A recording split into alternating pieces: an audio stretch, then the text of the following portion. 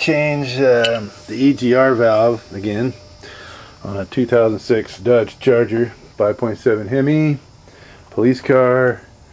The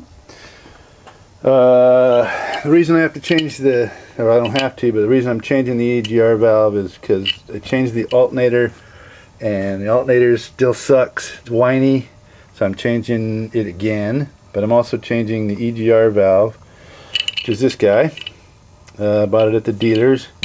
I got a new gasket for the bottom here. It goes in the bottom of this tube right here, right there, left-handed. Anyway, it goes on the bottom of here, which bolts into here. This part goes to the head. Don't know what the torque specs on there are for these bolts. The dealer doesn't know, and the book doesn't know. Google doesn't know. Nobody knows. So I don't know what the torque specs are on that. If anybody knows, please let me know what the torque specs are on these bolts, because it's going into an aluminum head with a metal bolt, and it's scary as hell.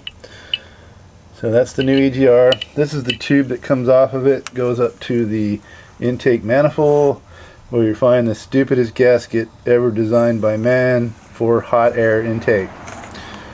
I did a tiny rubber O-ring. Oh my goodness, look at that. So that's like $2 at the dealers even. It goes right here on this collar, which in turn goes in this hole right next to the throttle body, and then it goes down into the old E.G.R valve, which is there. And there's the alternator, which I'm also going to change, that you can see on my alternator movie, which was really aggravating.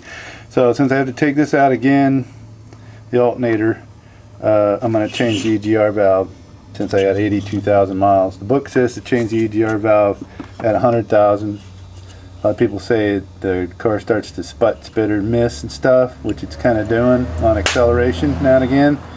It goes, you know, so I'm going to change this guy out. The bolts holding this on are 9mm. Disconnected the battery to pull off this tag, which goes right here. Move this red tab back, push this lever, black lever, push this red lever over, black tab down, pull it out, and I got the battery disconnected as well, so I don't have any shorts. Also the air intake is taken off to give me more room.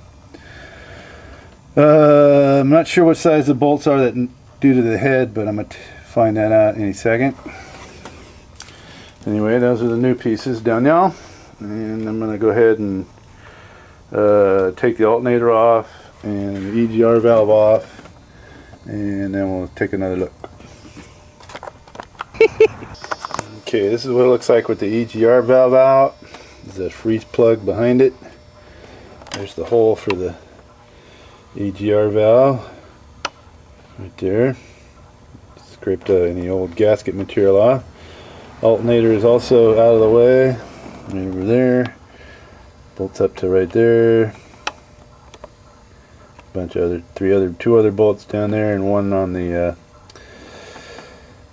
motor mount bracket. Also has to come off. So that's the hole where the E.G.R valve goes. I put my clicker torque wrench to 10 foot-pounds, and those bolts broke free without making a click sound, so apparently they are inch-pound. Probably in the, my homeboy says 50 to 60 inch-pounds, which is like 6 foot-pounds. So, I don't know. Put it to like 10 and hopefully that'll be okay. Anyway, that's what it looks like out. There's the new one, nice and shiny, and the tube that goes in there. Alright, so I got the new E.G.R valve. These bolts are inside the gasket already, the metal gasket here, which I guess this circle compresses. So that's that. And I got a new gasket for that, which is these guys right here. And I put a new gasket on here, which is for the intake. I also got some anti-seize lubricant for these bolts, which go into the aluminum head because I don't want them to seize up for any reason. So I got this silver kind, which is designed for E.G.R valves and such. So there you go. Sign here. Check please. So I'm going to put the E.G.R valve on now and torque it to about 10 foot-pounds, I guess. Alrighty. E.G.R valves back in. Bolts are to Texas torque specs, which is just tight. Not too tight. And plug back in. Now I got to plug the battery back together and hook up the air intake. Putting the belt back on. As a reminder, you're going to want to make a map of the serpentine belt routing just to make life a little easier. I mean, I've done it a million times, but I like to refer to the map. Anyway, so there you go. E.G.R valve replacement. Not so hard. It's real easy if you drop the alternator. So if you're replacing the alternator, might as well do the E.G.R valve at the same time. So there you go. If anybody knows the torque specs on the bolts for where it bolts into the head, I would like to know. Thank you. Good luck. Well, it's running.